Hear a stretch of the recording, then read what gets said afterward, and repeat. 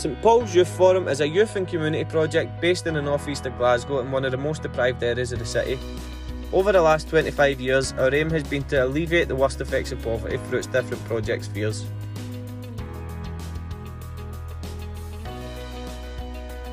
Bolt FM is Scotland's longest running youth-led radio station. Here, industry experts enable young people to have their voice heard.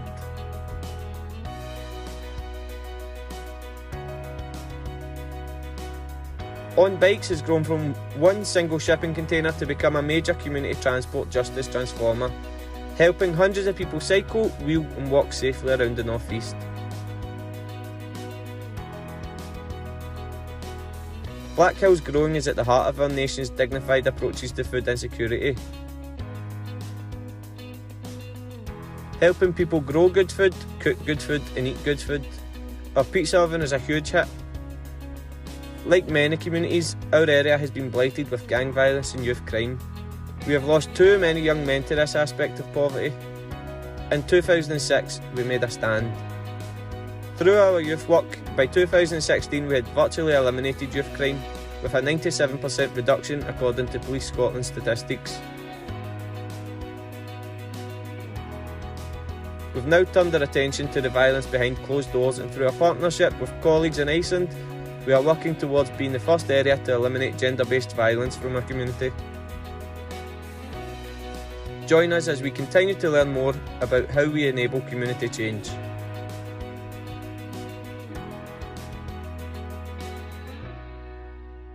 Good afternoon, everyone, and welcome to today's webinar, and many thanks for joining us.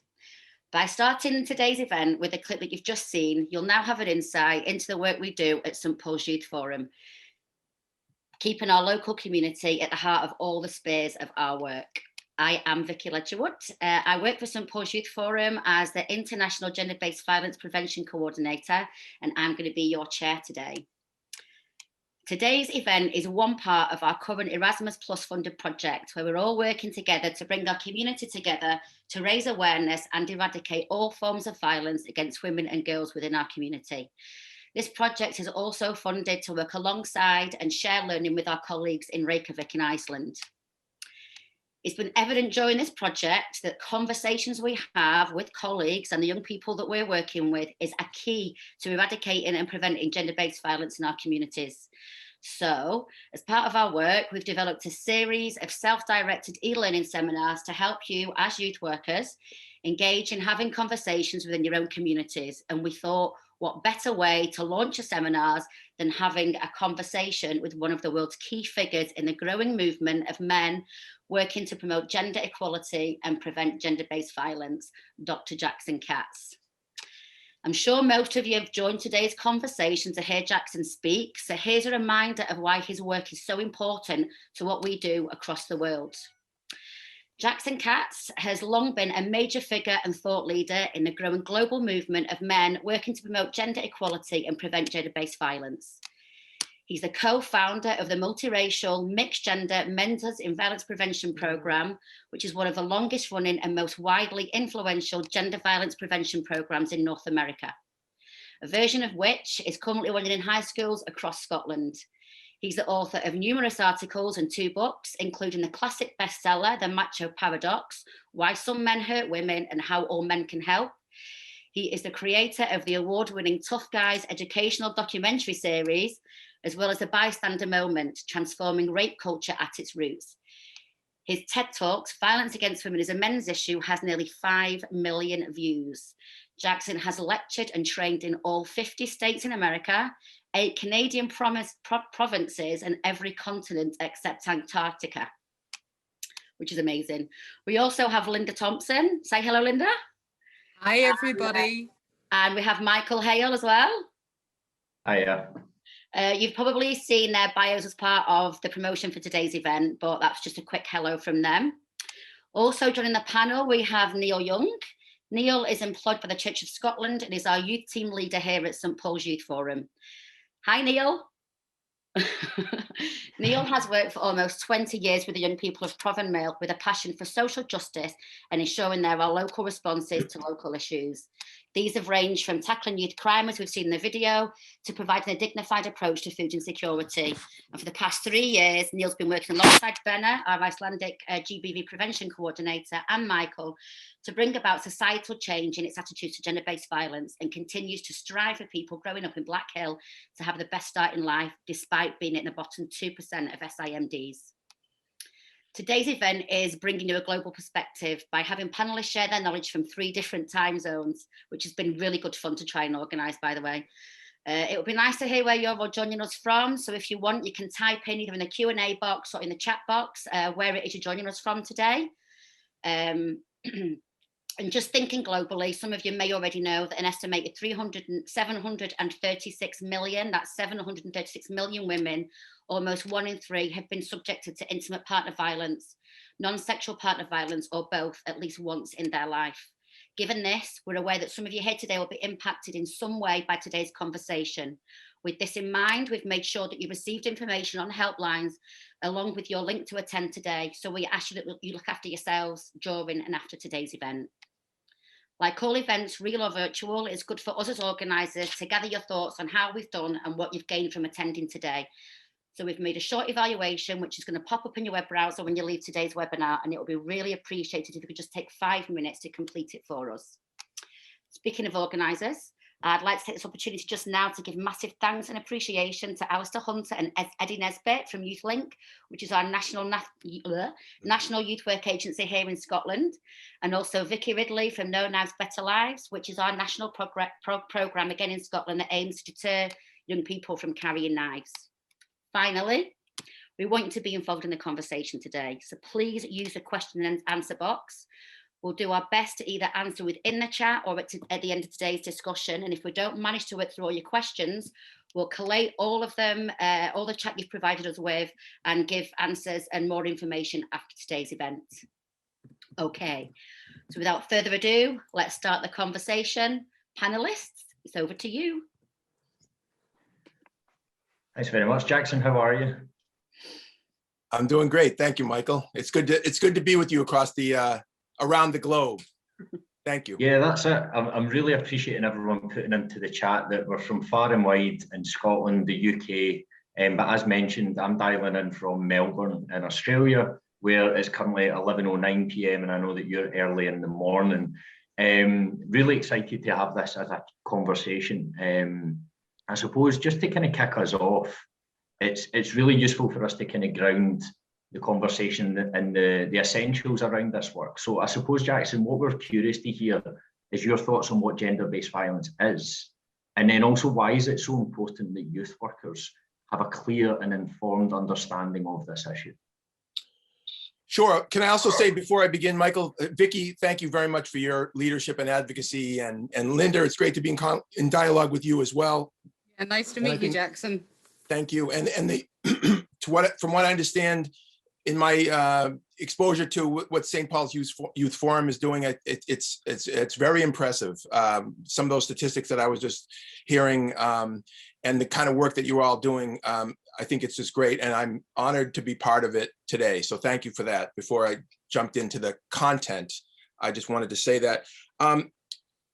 Let me just read really briefly, and then I'll make it more conversational. Gender-based violence, in response to your question, Michael, gender-based violence is violence that is directed at an individual based on his or her biological sex or their gender identity. It includes physical, sexual, verbal, emotional, and psychological abuse, threats, coercion, and economic or educational deprivation, whether occurring in public or private life.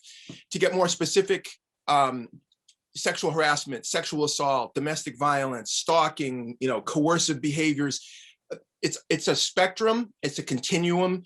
It's not just one or another. They're all connected to each other, and sophisticated sort of people in the 21st century make the connections between all these types of abuse as if, in other words, they're not just singular unto themselves, like domestic violence or sexual assault or harassment, or they're all connected. And by the way, those forms of abuse are also connected to all kinds of other forms of abuse as well, including when men assault other men, it's gender-based violence, because it's rooted in an understanding of manhood, if you will, or masculinity or power and dominance, and in very similar ways to men's violence or men's abuse towards women.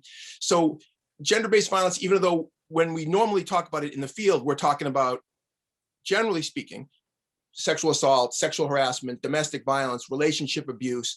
I think we do have to think more expansively than just those. Although, as you know, Vicky just gave some statistics, the problem of men's violence against women, which is one incredibly and probably the biggest subset of the category of gender-based violence. And by the way, let me just say from the beginning, I know that women can be abusive.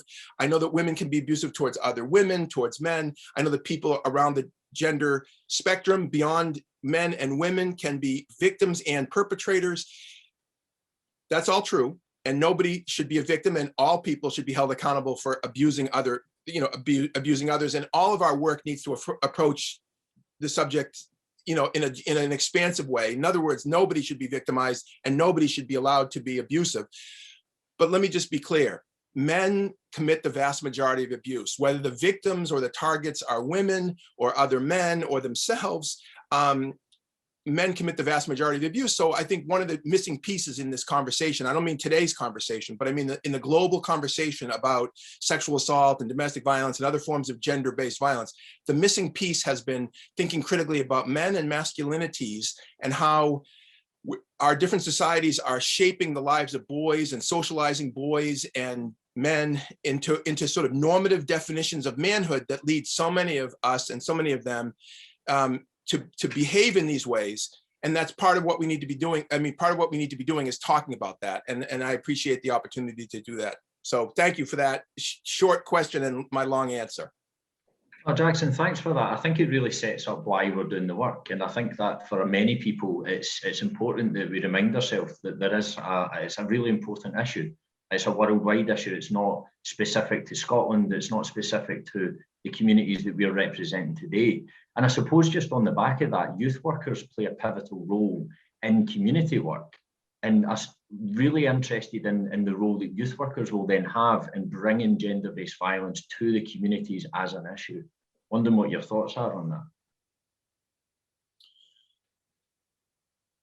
Youth workers play an incredibly important role. I mean, can I just say, in thinking about my participation in today's discussion, in my 20s, I worked as a youth worker. At least we define it as a youth worker, as a counselor. That's the term that we would use here in the States. In this case, it was in a detention facility for adolescent males who were, in the system, if you will. So in other words, these are young boys who had committed crimes. And I did that for about 5 years in my 20s. And I worked with young men, white, Black, Asian, Latino, in other words, across the racial and ethnic spectrum. And not as a law enforcement person. I wasn't a law enforcement person, but I was a counselor. And I got a sense of sort of the culture and climate of these young men's and boys' lives, and the disruptions in so many of their lives, and some of these kids were foster kids. In other words, kids who were in the state's control because their parents had abandoned them or were not able to take care of them. There was so many problems that some of these kids had, and their acting out behavior. In other words, their abusive behavior, their criminal behavior. So much of it was so clearly a product of their circumstance, and in addition to their circumstance, the cultural ideologies of manhood that they had absorbed about how to deal with trauma, how to deal with abuse and neglect, and what it meant to be a man and all that. And from those early days, I learned a lot personally. And by the way, I didn't come from a particularly healthy background myself. I didn't have the same circumstances as these boys, but I wasn't like this perfectly formed 25-year-old guy who all of a sudden is working with these kids with all kinds of problems. In other words, I could recognize some of my own problems in some of the ways that these boys were acting. But it occurred to me early on that the people who work with those boys, in this case, the other counselors, many of them had no exposure to the issues of domestic and sexual violence and how to integrate that into their leadership and their mentorship of young men who, in those cases, the young men that I'm talking about were particularly vulnerable to committing acts of abuse and gender-based violence. In other words, they were in a high-risk category for further perpetrating abusive behaviors. But the people who worked with them who are often in their 20s and 30s, and most of them were men, there were women as well, had no real knowledge about all the cutting edge thinking that had been going on. And now, by the way, so much more, we know so much more than we did 30 plus years ago about the relationship between trauma and abuse, between cultural ideologies about, and ideas about manhood that boys and girls and others learn and absorb and are taught through media, through porn, through the sports culture, through their peer cultures. In other words, the attitudes and beliefs that they sort of are absorbing on a daily basis about, what does it mean to be cool? What does it mean to be strong? What does it mean to be popular? And how are gendered ideas shaping those, those questions and those quests?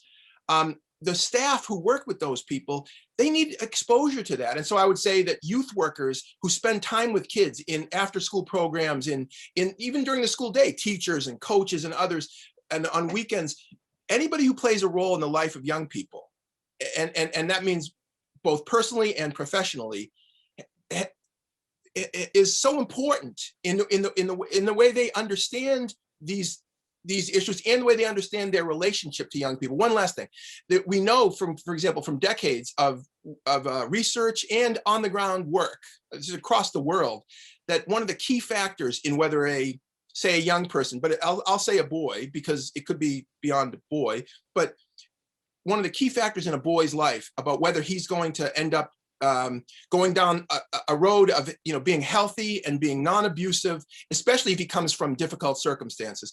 One of the key factors is whether he has an adult in his life who plays a constructive and non-violent role in guiding and mentoring him into being a good person. One adult can make the difference, even if he's from a traumatic background, even if he's exposed to violence and abuse in other aspects of his life. One adult can make that difference. And I would say that's, obviously people who work with young people kind of know that, but I think it's important to say that we know this now from decades of research. So one of the key resiliency, we call it resiliency factors in young people, is potentially having an adult that they can look to as a guide, as a mentor. And I would say there's an awful lot of men and young men who work with boys and women and others. So I don't mean to exclude those folks who, if they knew more about all of the interconnection between what we're talking about, between ideas about manhood and actual behaviors that contribute to either abuse or to healthy and whole understandings of personhood, those individuals can make a huge difference in young people's lives, which means they can make a huge difference in all of the people's lives who those young people come in contact with. Because when a boy, for example, or a young man acts out in harmful ways, he's not just harming his immediate target or victim, like a girlfriend or another young woman, he's harming all the people around that person and the family and others who care about her. He's harming the people that care about him and others around him. So many people are harmed when boys and young men act out in ways that are harmful, that if you as an adult can play a constructive role in helping him go a different route, you can be having enormous impact in positive ways on a lot of people. It's quite a powerful message, Jackson. I can see that both Linda and I are nodding along with you, and even in the chat, picking up on one good adult and being that one person and actually seeing it as an opportunity rather than a response to gender-based violence. Everyone in this space has an opportunity to be that one good adult and one piece of the puzzle. Linda, I'm not sure what your thoughts are on that. I mean, absolutely. And we know the impact one positive adult can have on a young person's life. And I think there's really interesting questions about how does it feel to be that one good adult? And I'm seeing some people in the chat saying that they feel quite honored to be considered that one good adult, but it's having that one good adult that is able to have those conversations, I think, as well, and is opening up those conversations in that really positive, compassionate, caring, loving way, I think, with young people, that it's all right to ask the questions and have those conversations and bring in some of those really difficult issues that need to be discussed and highlighted, really, isn't it? Yeah, I'm definitely seeing a lot of that, and certainly when you're saying about the opportunities and feeling privileged in that space, but with that privilege comes a bit of fear, a bit of angst about doing the wrong thing. And I suppose, Jackson, saying the wrong thing, I following, think, as well, isn't it, Michael? It's about doing the wrong thing, but 100%. saying the wrong thing. Yeah, not wanting to put my foot in it, especially when we're talking about some issues, as you've said there, Jackson, that even nowadays can be seen as taboo topics. I know that there's been conversations between youth workers around how do we have these conversations, but also when we have these conversations. Now, you've done a lot of work around the world, and I'm really curious just about your thoughts around what do you see as the appropriate age and stage to introduce conversations when we are talking about things such as healthy relationships, when things such as consent, which is in mainstream media conversations at the moment, is coming up, or even issues such as pornography. What in your kind of experience has been the correct age and stage to bring these issues up in a youth work setting? Sure. I mean, obviously, this is an important question, an area of discussion. The term that I always use, and people in my sort of world always use, is, you bring things up at the age appropriate level, but you don't not bring it up because a person is a certain age. You talk about things in a way that people can absorb, young people can absorb at whatever age level they're at. And there's more art than science to this practice. In other words, some 10-year-olds are really sophisticated and you can talk to them in a way that you might talk to a 19-year-old, but some 10-year-olds maybe not so. So you have to be really flexible. But I would say, for example, I mean, some of this stuff is harsh. I mean, some of the subject matter here, especially when we're talking about violence and harassment and abuse, you don't want to totally traumatize them by scare them in a way that, immobilizes them. So it's like parents have to think about what are the appropriate times to bring up certain things with their kids, but they also have to, we as adults, and not just parents, have a responsibility to kids to help them develop tools to navigate the real world that they live in.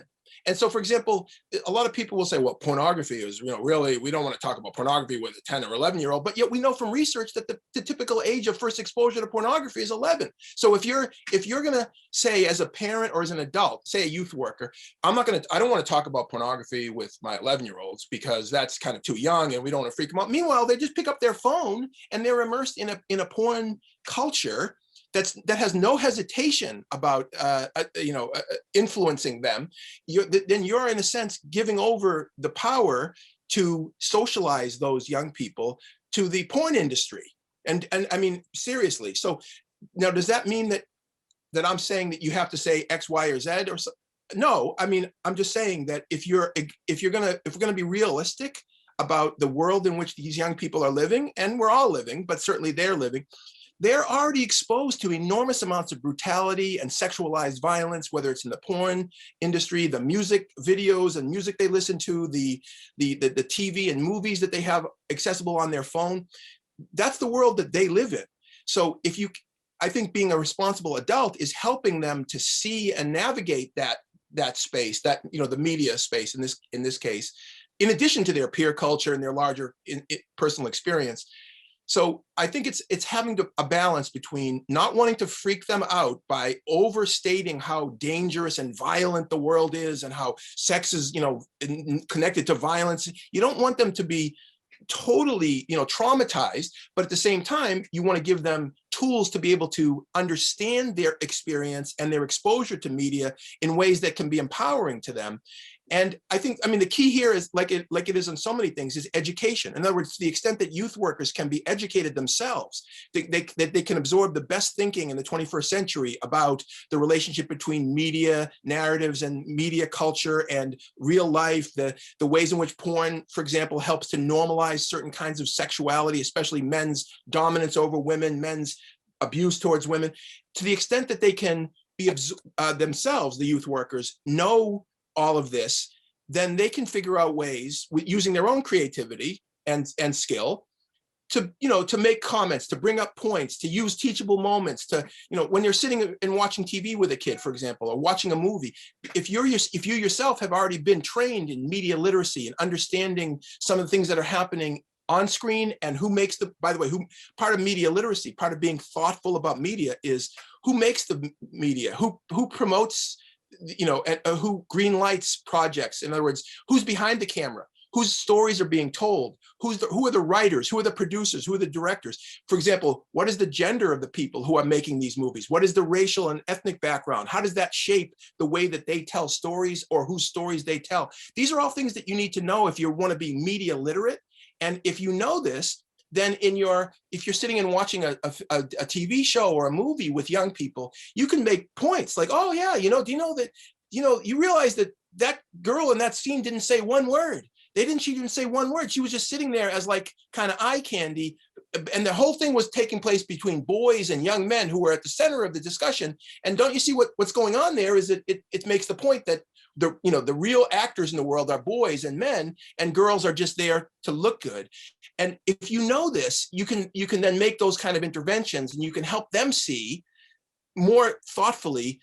And I would use this term, you can help them develop the tools of intellectual self-defense against the negative and pernicious effects that some of their media consumption has on their psyches and on their understanding of the world.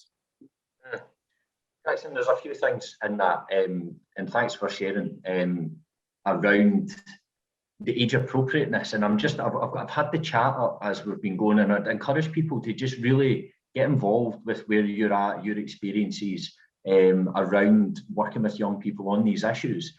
There's some common themes coming here around being curious. As a youth worker, be curious. Ask the questions that will follow on that discussion. We're not bringing up and saying, hey, today we're going to talk about consent, we're going to talk about pornography. Yeah. But maybe we talk about identity, maybe we talk about masculinity, for example, and find out from the young people what they believe and have that dialogue together. And I think that's something that Linda, we've spoken about, and I know that St. Paul's have done a lot of work in that space, but the flexibility that youth workers have in their work environment is something that we can't emphasize enough. And it's a really positive message, isn't it? And I think there's also, as you said, Michael, it's the opportunities that youth workers have, because they can, and like you said, Jackson, it's about overhearing comments or, seeing what young people are looking at. And that's what you use to open up these conversations and these discussions. And the amount of people, as we all know, who will suddenly get apprehensive going, oh my God, my child's coming to this age, I need to sit them down to have the talk about the birds and the bees. And it's a bit like, but everything should be the talk. And I think there's a lot of comments, certainly in the chat there, about how we just open up, and it's about that developmental building and building and building, not waiting suddenly to set a young person down, butterflies in their stomach, your stomach, and go, okay, now's the time that we talk about sex, now's the time we talk about relationships, now the time we talk about it. We have to just build on it constantly. And youth workers, given the spaces in which they are with young people, are in the ideal position to open up and have some of those courageous conversations. But it's about naturalizing them. And Michael, I remember us talking before about sometimes that, whenever you do a training course and then people go, okay, now I need to talk about porn, and now I need to plan a session, and now I need to have every resource and every flip chart and every PowerPoint and everything ready to go. Well, actually, the teachable moments are just in our everyday conversations. But it's about us all feeling comfortable enough to kind of engage with those, isn't it? 100%. And Linda, we know ourselves with having these conversations, it's not just down to myself as Michael. I'm not the person who is responsible for that conversation. And Jackson, I'm sure you've had that experience around masculinity in the media and around the messages that the people receive. And you've already touched upon how that comes out in terms of the scripting, in terms of the portrayal within media. How important is it for you that this isn't just seen as an issue for one individual worker? So it's not just one teacher that takes on that burden of doing the media literacy work or doing the talk about consent. Sure. Well, I mean, clearly these are systemic problems. I mean, it's like we're having this discussion in the United States and elsewhere about racism. And racism is as a systemic problem, as a system problem, not just as a problem of individual pathology or individual bad behavior. Sexism is also a system. Men's dominance over women, if you will, is a system problem. And the only real way to successfully deal with systemic problems is systemic responses. So this, in other words, it's not just about individual actors, although individual actors have a lot of important roles to play. It's about how systems respond and that means educational systems, for example. What is in the curriculum of the schools in, you know, in Scotland and elsewhere? What are young people being exposed to? What are teachers? Forget about, for a moment, young people. What about teachers and youth workers? What about the training of the people who work with young people, the coaches who spend enormous amounts of time? What about the training of them can be improved so that they can be better able to impart, you know, ideas and shape conversations and share insights with young people. And if we don't do that systemically or systematically, then it will be individuals having to figure out how to counteract all these forces. And people can sometimes feel intimidated by all these bigger forces. Although at the beginning, I did say that individuals can play an incredibly important role, and one youth worker, for example, can play an incredibly transformational role in the lives of a young person. However, if we really are serious about social change over time, it has to be much broader than individual actors. By the way, can I say one other thing related point, Michael? When I and my colleagues work with, if we're going to work with a school, just say with young people in a school, and you could say this is also for youth programs of various kinds. The first thing to do is not work with the young people; it's to work with the adults who work with the young people. And so, one of the dynamics that has to be focused on when you're working with adults who work with young people is not their relationship to the young people, it's their relationship to each other. So for example, think about the youth workers as themselves having a peer culture, having behavior and attitudes that they themselves have, and that the way they interact with their peers. So for example, if you're a 26-year-old guy and you're a youth worker, and you work with 14-year-olds, you also have other 26-year-olds and 27-year-olds and 25-year-olds, men and women and others in your own spheres, both personally and professionally. How do you interact with them? And how do your attitudes and beliefs shape the way that you interact with them? Because until you figure out how you are acting in your own peer culture, you're not going to be as effective in helping young people navigate their own peer culture relationships, their own identities, their own thinking about manhood or womanhood or beyond. You follow me? But I think a lot of adults, including youth workers, themselves are a little bit anxious about that, because it means that they have to look introspectively about their own attitudes, beliefs, and behaviors. But if you're going to ask a 14-year-old to do that, and you're not going to do it yourself, isn't that a little hypocritical? And in fact, in some ways, the 14-year-old has even more pressure on him or her or them to conform to certain kinds of norms than you do. You still have pressure on you. I mean, let's be honest. Peer pressure. Sometimes people think about peer pressure as a function of adolescence, but I long ago understood peer pressure is a lifelong process. People have pressures on them to conform to certain kinds of norms within their peer culture throughout their life. I mean, maybe some people who are really, really on the older side of the spectrum are like, I don't care anymore what anyone thinks. But I think that's the exception. And so, for example, I work with adult men, in powerful positions. I mean, I work with young people too, but powerful men in, business and politics and community leadership and religious leadership. Those adult men, and again, many of them are, embodying the most powerful sort of white male authority, themselves are filled with anxiety when it comes to thinking critically about how their attitudes and beliefs about women, for example, about sex or sexuality, might be under the critical spotlight in a way that it hasn't been for centuries, right? A lot of men are really anxious about this. Now, imagine if powerful adult men are anxious. Imagine 14-year-old boys or 16-year-old boys who are every day looking over their shoulder constantly. How am I supposed to act? What's cool? What's going to get me some status? What's going to be not? What's going to look attractive to girls? What's going to look unattractive? I mean, the point is that for teachers and adults and parents and others to be effective with young people, we have to be really strong enough and courageous enough to be introspective and think about ourselves and our own attitudes and beliefs. And then we can go out and be more effective working with young people. I think that's the point, isn't it, Jackson? That if we're going to engage with young people, we are going to come up against some quite challenging topics and issues. But if we don't start reflecting and doing that critical reflection about our own attitudes, our own value, but also our own behaviors, it remains then that we're expecting young people in a way to kind of engage with this and solve this whenever we're not comfortable to do it. And I know in my work, and doing sex education, health and relationships education. I think it is about, the fundamental is about the, actually what are we engaging with in young people, and are we asking the right questions, and are we having the right conversations? And Michael, you know, you've been party to me whenever I've been presenting in the past, and I'm very upfront in the work that I do, is to saying that sex should be pleasurable and sexual relationships should be pleasurable. And that, you know, a question I always ask to parents whenever I work with them is, would you like your young people as they grow up to be having the most mind-blowing, amazing, positive sex?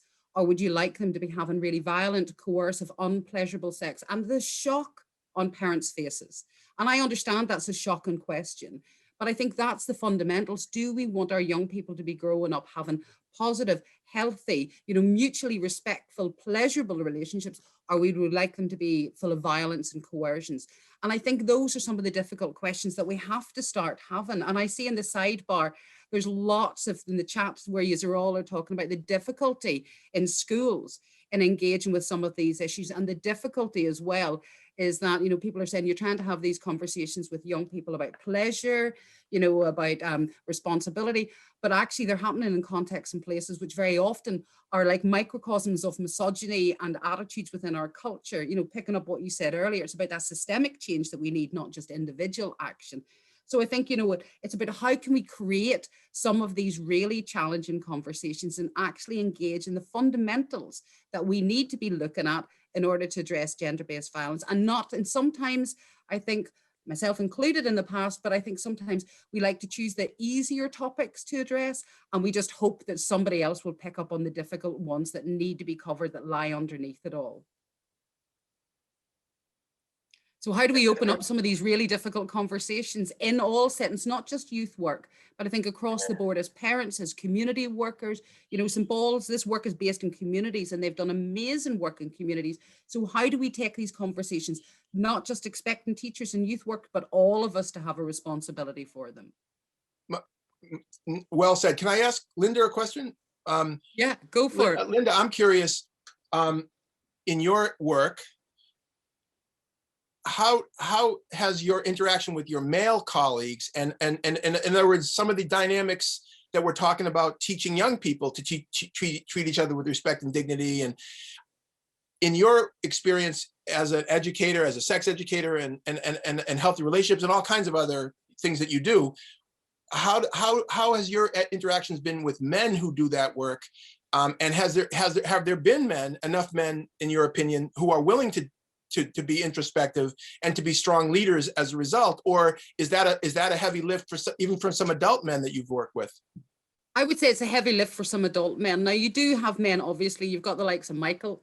There you go, Michael. But you mean, you have men who are willing to engage with that. But I think sometimes there's a degree of apprehension, but I also think there's a degree of suspicion at times as to why you having these conversations. Or are you going to put me on the spot? Are you expecting me to disclose things? Are you going to make me vulnerable? So I think it's about having that trust with somebody that you're working with.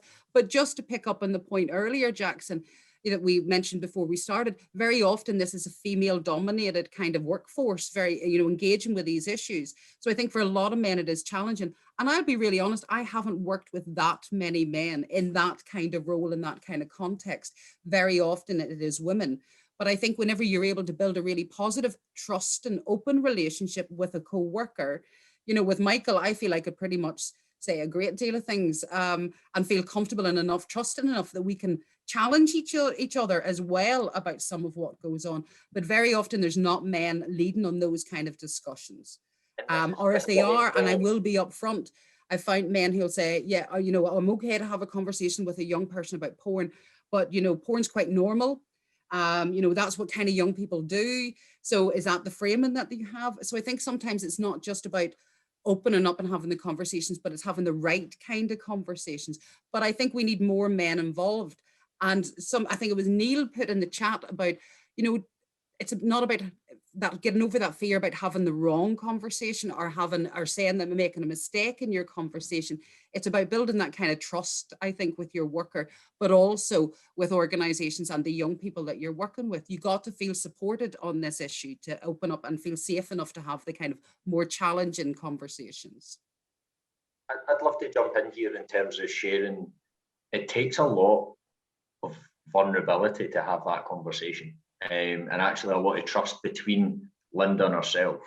And I think that's something that anyone who's watching this can take away as well, is that it's about being honest, and actually, like Linda, you've been honest with me many a time when we've spoken about some of these things, and maybe I have said the wrong thing, or maybe I have kind of wanted to go in a bit too harsh and talk about it in a more kind of like in your face type of way, and actually that might not be the best way. So us having that conversation about how did that go, how could I improve upon that, what can we do to make that better next time, how can we get more information from the young people, how can we work side by side with young people instead of coming in top down.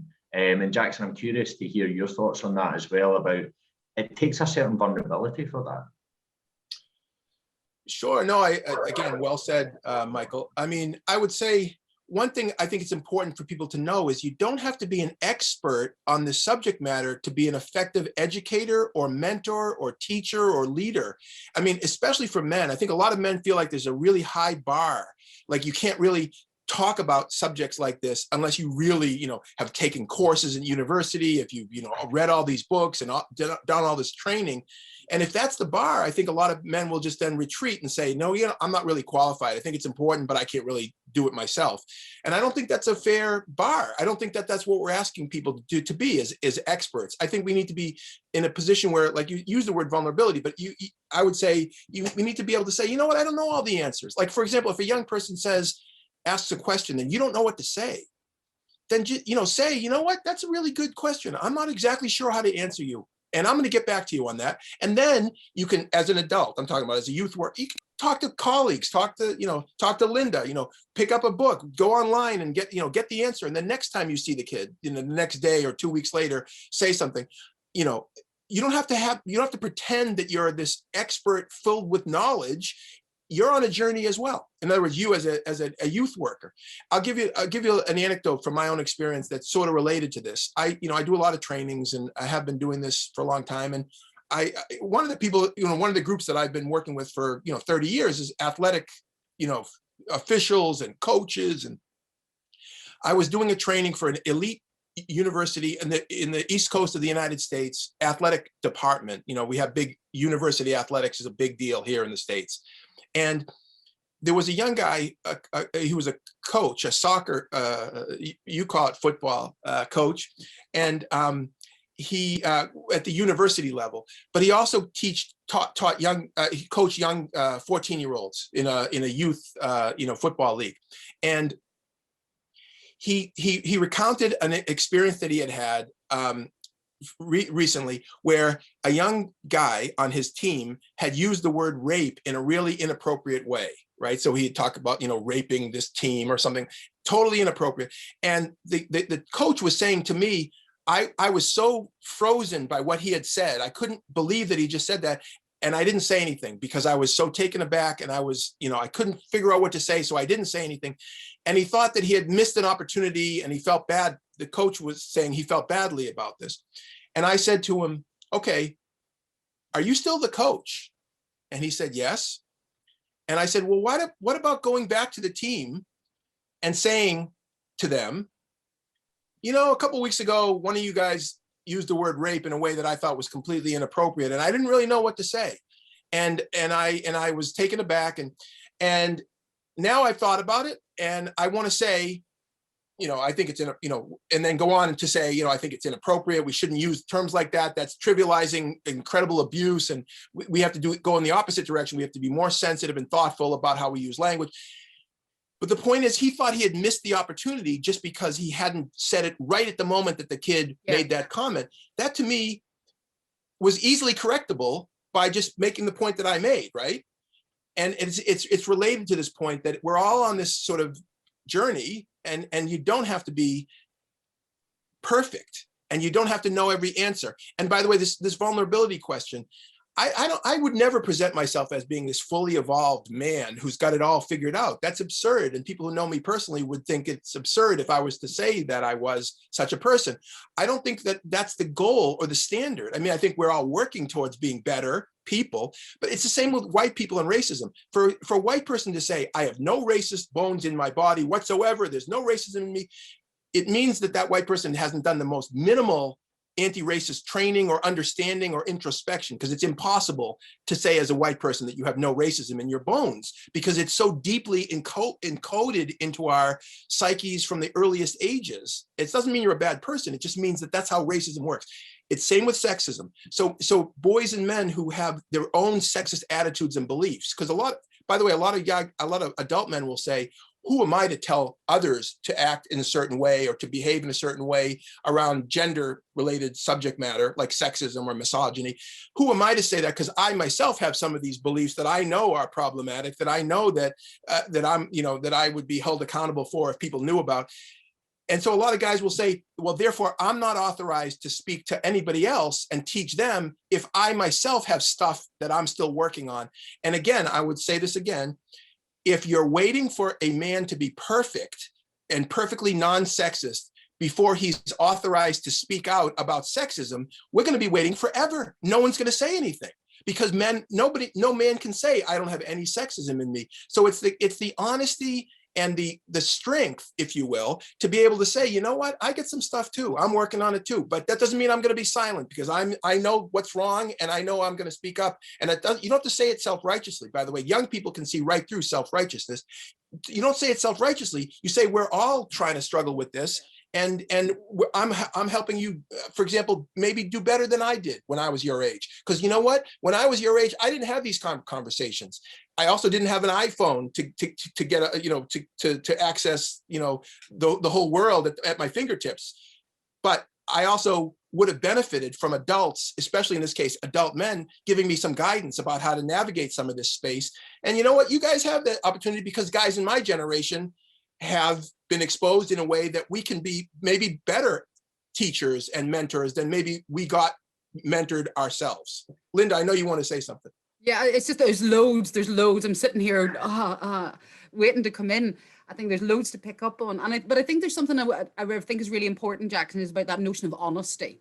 And nobody's expected to be perfect. And it's not about putting yourself on a pedestal in which if you have a chink of a sexist kind of attitude, that's you totally demolished. But I think there's something about that honesty of conversations and about that gendered mix. And I know the vast majority of people who are here today in this conversation are women. But I think that for me, something I've really reflected upon, Jackson, was whenever I was doing a lot of work with parents and we were talking about gender-based violence, in my experience, a lot of the parents found it easier to engage with the idea that their daughters could potentially be victims of gender-based violence than they could engage with the idea that their sons would potentially be perpetrators. And it was that sense of like other in a way. It would be like, not my son. How dare you suggest that my son might be a perpetrator?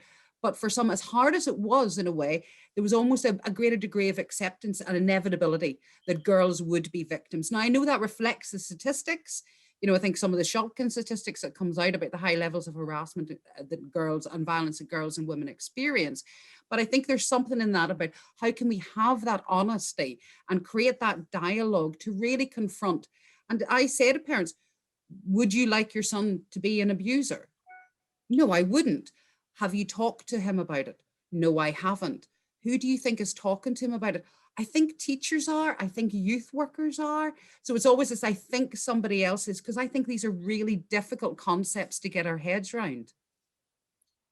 No, it's a great point. And also I would say, building on that directly, Linda, one of the reasons why people are more reluctant to think about their own sons or men that they know is because when it comes to people who are victims or who are targets of abuse, there's a sympathy that attaches to that. We hope, like a sympathetic identification, like, wow, that's horrible, what happened to you. When it comes to perpetrators, it's the opposite. It's like, you're a bad person, you're a horrible parent. If your kid did this, you're a horrible parent.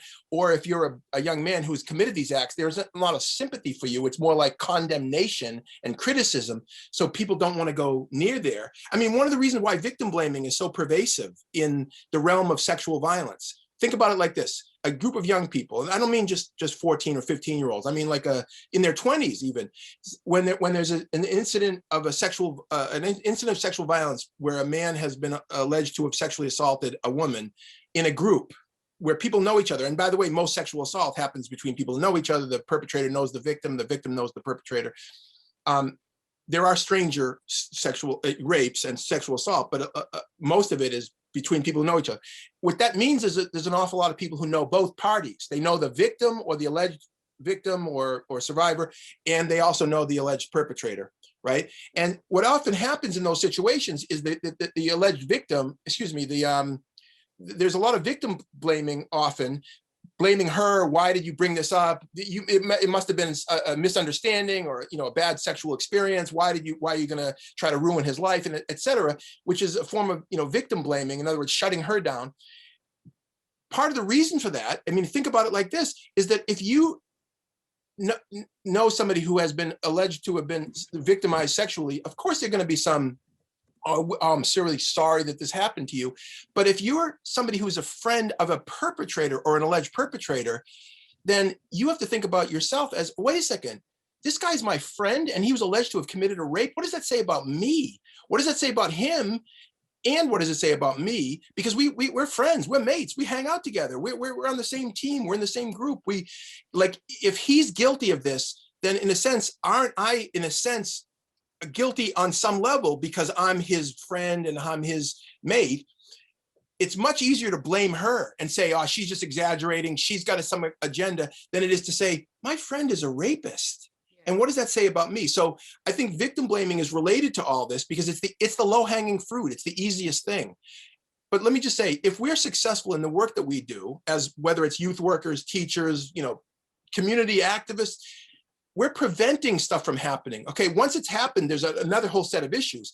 But if we to have these kind of honest dialogues with young people, especially young men from early ages, we're going to prevent a lot of this from happening because young men themselves are going to be able to check their own behavior, and they're going to be able to say to their peers when they see their peers acting out, hey, you can't do that, dude. That's not cool. The way you're treating your girlfriend's not cool, man. That's, as opposed to waiting for adult authority figures to come in and stop it from happening. I mean, by the way, last thing, that's the bystander approach that I teach, and that the Mentors in Violence Prevention program, which is running throughout Scotland and in high schools, that's the approach. It's not about adult authority figures imposing certain norms on young people. It's helping the young people reinforce norms with each other and challenging and interrupting each other. In other words, imagine getting young guys strong enough and confident enough that they'll say to their other guy friends who are, treating their girlfriends disrespectfully, hey, dude, the way you're treating your girlfriend, you're my friend, but that's not cool. I think you got some issues there.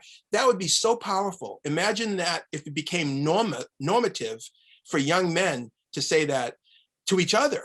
And then we're talking about significant drops in sexual violence and domestic violence, because the typical perpetrator of these abuses is not some sick sociopath. He's a normal guy who thinks in many ways that what he's doing is normal. And so what we have to do is challenge this notion of what is normal and make interrupting abusive behavior normal and make it an act of strength on the part of young men, not weakness. And I think this is where, Michael, I was just going to ask you there about how do we get that kind of, making that shift, isn't it? About creating that norm about the bystander. Michael, you were going to say something there.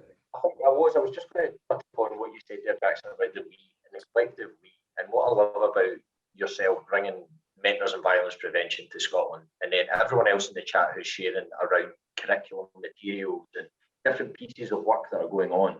It's not one person or one program's responsibility for this. It's a consistent message that we're looking for. And I suppose that's what you're saying there, Linda, about that shift. It's about how do we contribute to that shift?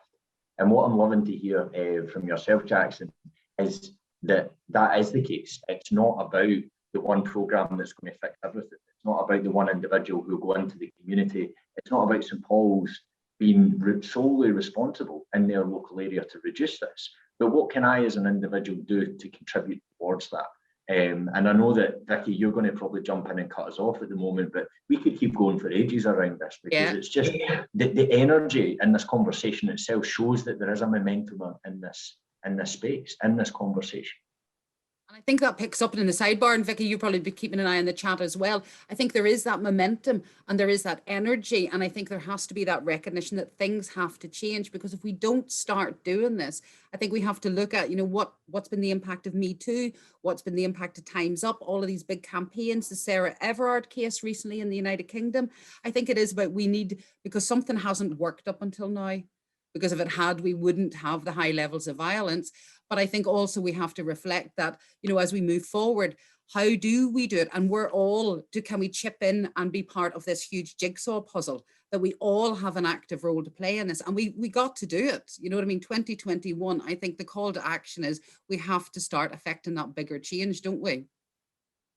Even into, obviously within Scotland, we've got such a, you know, an amazing strategy, you know, here that is all about prevention and talking and partnerships. So that is, again, something that we all need to just be keeping it in with each other. And again, that the amount of people, you know, we've got locally from Scotland here today is kind of really magnifying the need that we actually do need to all just start talking a wee bit more, whether that's more events like this or, you know, more links. I know obviously Youth Link have been helping us, you know, maybe there's support that way. But again, just to reiterate, what we're all noticing through the chat is the thirst out there is unbelievable. Linda, there's one question that I do want to pick up with you, and we have got a couple of minutes, we've got maybe a minute or so before we have our final question from Neil. Somebody's picked up, Linda, about in the questions about you and I, we've been speaking about Laura Bates's work and her book. You were at an event with Laura a couple of weeks ago. Yeah. There's a bit of concern really about how, you know, with young boys, particularly the misogyny around about incels and things like that, and how they're getting groomed within, you know, gaming. Online environments. What are your thoughts on that, Linda? I think it is. I mean, I think, Vicky, just to pick up, if we're about trying to interrupt norms, isn't it, and create safe spaces. I mean, what I'll share is I was actually speaking to a friend last night about this event, and he was going, Linda, I spend every night sitting over the dinner table and I sit talking to them about consent and respect and mutuality and all of this. And he says, and then they go upstairs to their rooms.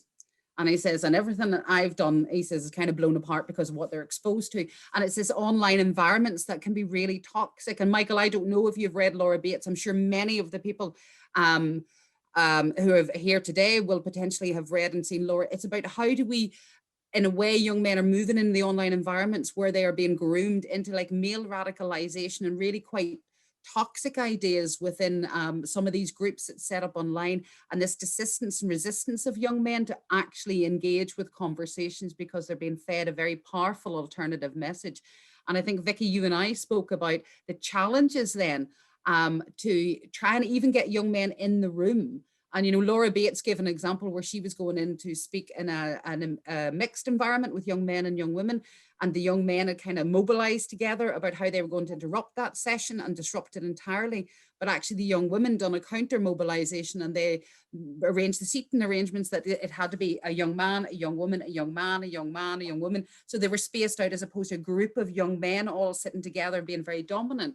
So I think it is about how do we create those spaces, Vicky, that are safe for everybody to be part of, that are safe for women and men to facilitate, but also are safe for young men to open up for some of these really difficult conversations as a counter to some of what is going on in the online world. And if anybody in the chat facility would like to pop any ideas in around that, it's about how do we push back against this kind of growing movement in a way to counter what we're all trying to do. Yeah. Linda, just kind of trying to get you to sum up. That's been quite a good one there. And similarly, just to Michael and Vicky there, what do you think needs to change to eradicate all forms of violence against women and girls? Right, Neil, let's go. How long have we got? We've still got 148 participants, by the way, so that's a good sign. People are still there.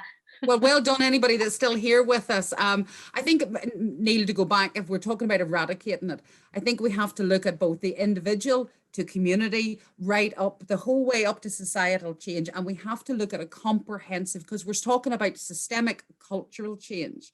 It is not just conversations are brilliant, and that absolutely creates the ripple and that creates the momentum behind it. But I think we have to look at other influences. I think we have to question the role of mainstream media and the messages that it puts out.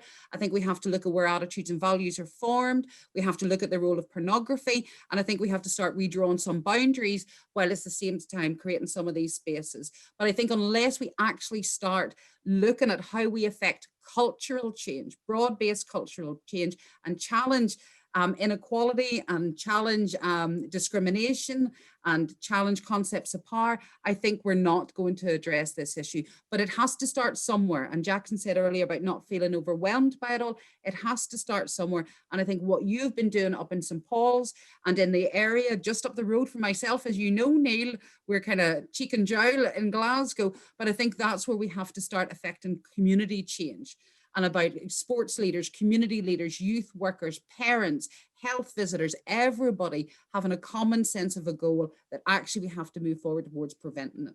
And that means that we have to start calling ourselves and each other out potentially at times, and do that in a safe and supportive way where it isn't just lonely pints and lonely voices kind of leading the cause. I think it's about that collective movement that we have to have, but we need national leadership right down to community-based leadership for that as well. Just 2 seconds just to jump in on that, Neil, and I can see that Jackson has joined us for that finishing comment as well. 2 things: remaining close to the belief that change is possible within community, and actually knowing that what you're doing is contributing towards this, and not losing sight of that. And when things are difficult and you have the conversation for the 5th or 6th time and you feel that that's not going anywhere, well, it is going somewhere, because it's a consistent message that will be heard across the community. And certainly knowing that is a huge benefit in our work as youth workers. And I suppose as well, youth workers, look at what you already do. You do some fantastic work across the country. You do amazing engagement in times that are really difficult and in spaces where some other adults don't even go near. How can you start a conversation in that? And that's my call to action, is really about saying, you're already doing this stuff. It's about really recognizing and reaching out when you're looking for that support and that confidence. Because confidence is a huge thing. And how do we get confidence? Well, the research is telling us talking about these issues, talking about it as a community and as a collective will increase our collective confidence. Jackson, it's good to see you back. And delighted you chose to come back and not just disappear off and have the rest of your breakfast. We're just finishing up and doing the kind of the closing question of now everybody's frozen up. Power went out in my office for 1 second and then everything had to reboot. So I'm sorry about that. It's the first time it's happened to me in the Zoom era. So I'm sorry about that. We feel honored, Jackson, that it happened for our event. So well, I appreciate it. It sounds like you've had a great dialogue in my absence, which is great. What would you say is the one thing that needs to change to eradicate all forms of violence against women and girls? What one thing needs to change? More men involved, more men who have the courage and the strength and the self-confidence to join in these kind of conversations, to learn from women and from other men, and to stand with them as their partners and allies, and men at all levels, you know, obviously youth workers, but leaders in the community and leaders in the business world, in the labor world, in schools, in education and sports, men who have the courage and strength. Like I keep saying that, by the way, this is what it takes. It's courage and strength that's been missing on the part of men. By the way, women's leadership has been incredible, and women across the boards, you know, in the sort of ethnic and racial spectrum globally, women have been at the forefront forever, and for decades and decades and centuries. And there have been a small number of men who have joined those women and who've been, you know, part of the change, but not enough of us. I think, Neil, in answer to your question, we really do need to step up our game, those of us who are men. And by the way, the benefits are to women, of course, but also to men. I mean, there's so many men who have experienced diminished lives as a result of being traumatized by violence, by men's violence. Look at all the boys who have grown up in homes where their father's abusive behavior towards their mother and the kids have caused trauma that the boys have then acted out and taken out on others and themselves. Look at all the boys who turn inward, or young men or adult men who hurt themselves, who don't take care of themselves, who, in other words, who, you know, by the way, suicide is violence turned inward. And you know, in the States, we have a very big problem of suicide. I know you have your own problems, and we in Scotland and in Australia and elsewhere, but the point is, all of these are connected. And so anybody who's listening to this conversation today can't take away the idea that, you know, men's pain or men's, you know, violence that men experience and trauma is not, no one cares about that. when we're focusing on men's violence against women. We Homo sapiens have a big enough brain. We can care about more than one thing at the same time. You know, we can say that men's violence against women is horrible and we need so much more from men to speak out about it and support victims and survivors and to change the culture that produces the perpetration in the first place. But we also can have compassion for men and men's experience of violence and sexual violence and abusive behavior that men experience as well as perpetrate, and that the culture is not doing well by men and young men either. So in short and in summary, to your important, you know, sort of concluding question, I hope that this is just a spark for today's conversation for some men who are listening and others who I think need a bit of a push. We need more men engaged with this conversation. And I think there's just been too much silence in the world from men around this subject matter. It doesn't mean you have to get everything right, and it doesn't mean you have to be an expert, as I've said earlier, but it does mean you have to have the courage and strength to say, you know what, the status quo is not working. The level of sexual violence and domestic violence that we have in our societies is just, it's dysfunctional, it's abusive, and it's not acceptable. And what can I do to be part of the change? And what can I do to stand with these women who have the courage, the Lindas and the Vickies and the other women all over the world who have been pushing us for all these years? How can we finally step up and do the right thing? And one day, if we're successful, one day, people will look back at the early 21st century, in the late 20th and the early 21st century, and say, wow, back then it was crazy how much sexual violence and domestic violence, but we've turned the corner, and it's clear that was like a function of an earlier era when there was really limited consciousness and accountability on the part of, in particularly on the part of men. But we've turned the corner and we've made it so normal that having this conversation among men and hearing some things that I and others, Michael and others have said, won't be seen as, wow, that's cool, that's great, you have men talking about this. It'll be seen as completely normal, expected, and unremarkable. And that, guess what? That society will be a lot healthier and there'll be a lot less abuse. And Jackson, just to sort of let you know as well, we have had some feedback already from YouthLink, who've helped us organise today. And we've fathomed out that about 80% of the attendees today were female. So I think hopefully that spark for the 20% of men that were here, they'll hopefully go and share their learning today with their friends, their colleagues, their sons, their nephews, whoever. And next event, we might have more men or a similar amount, or certainly more than 20% attending, hopefully, Jackson. Yeah, well, Vicky, I hope that's the case. And I hope that one thing that people take away from this, and I think I might have used this language earlier, but I'm not sure that I highlighted it. This is really a leadership issue for men.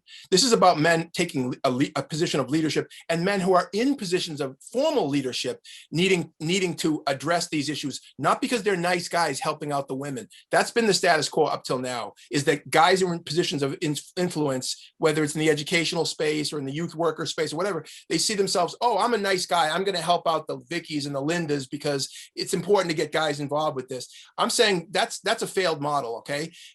A handful of us will respond to that, but if you define it as a leadership imperative, you're saying that men who are in positions of leadership, and we can, by the way, we can define that broadly. Yes, formal leadership is important, but informal leadership is also important. If you're in a position of leadership, this shouldn't be optional for you. This shouldn't be like something that you're being a nice guy to help out. It should be like, we expect this of men. For example, in the 21st century in Scotland and Australia and the United States, who are in positions of influence, especially in the lives of young people, we expect them to be knowledgeable about this subject matter. We don't expect them to agree with everything that someone like me says, but we do expect them to be engaging with this conversation and being smart and being thoughtful and taking some risks. If we define it as a leadership issue, we're defining it aspirationally and positively. We're inviting men into the conversation and challenging them in a positive way to be part of the conversation, rather than, pointing our finger and saying you're bad man, or you're doing bad things. It's more like, come on, guys.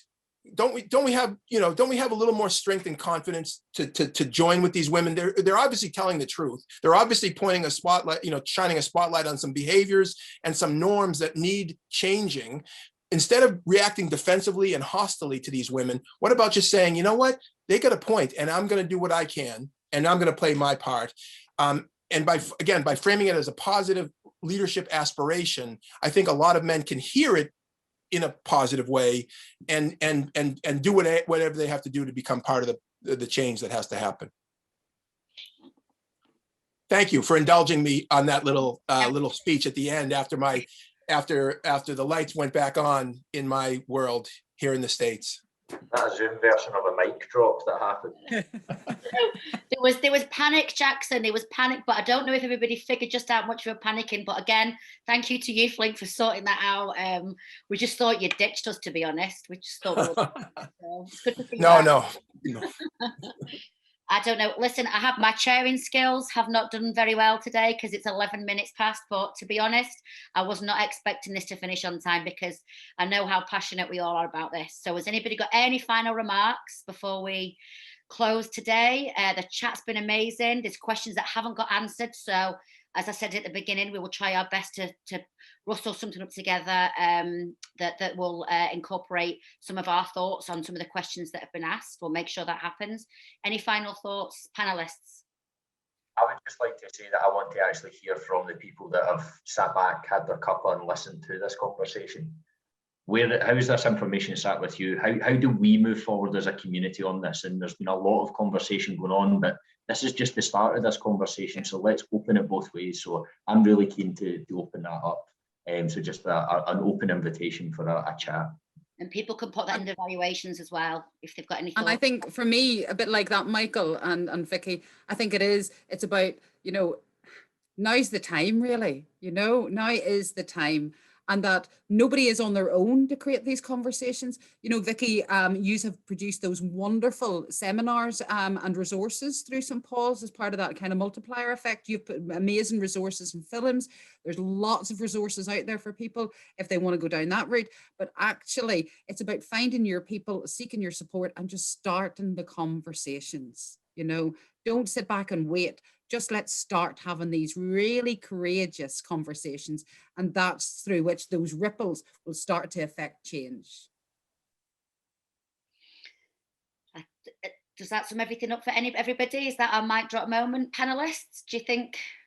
And I think the evaluation, if anybody, Vicky, you did say about the evaluation that just to really encourage people to do it, and that it'll be up in the web browser at the end of the call. Yep. We've still got 116 people here, 115 now. Everybody's done amazing. I hope everyone looks after themselves when you leave today. It's been a heavy discussion. There has been maybe triggering discussions, so just everybody look after yourself. Jackson, wow, you have gone above and beyond for us and this project from when I started, messaging and asking for your help last year. I can't believe this has happened. We can only thank you enough. Everybody here, Scotland, Iceland, Melbourne, Denniston, Provanmill, everywhere. We're just so pleased that you were able to join us today. And the feedback from your discussion, everybody's discussion today has been so positive, so needed. And I think everybody, the 112 that are still here will be grateful just to say thank you for everybody for helping us. YouthLink as well, your support's been phenomenal. Let's carry on. Let's carry on the conversations. Do we finish? And Vicky, I would like to say a big thanks actually on behalf of people to yourself and to Neil and to the team up into St. Paul's, not just for today, but actually some of the absolutely amazing work that you're doing to take concepts into conversations, into communities. I think it's really impressive, and that's what we need much, much, much more of. Thank you. And we wouldn't be here if it wasn't for Michael, because he got the funding. Am I pointing the right way? Where's Michael? Yeah, Michael obviously was involved in making the bid to Erasmus. So again, Michael, we wouldn't be here if it wasn't for you. And he's gone that shy, he's gone away. He's gone. Turned off his video. But yeah. Great. Thanks very much, folks. Really appreciate everybody joining with us today, and particularly Jackson. There's a thing that we say in Scotland about putting a shilling in the meter. And when your meter used to feed with coins. And so we'll maybe send you a wee shilling for your meter so you can keep going and do a few more dozen. Thanks, Neil. Thank you. Thank you all. Thanks, Thank you everybody. all. Thanks, Take Take care, everyone. everybody. Bye, everyone. Later. Bye-bye. Bye-bye. Bye-bye. Is this where we pretend it's the end and we just keep waving until everyone's left?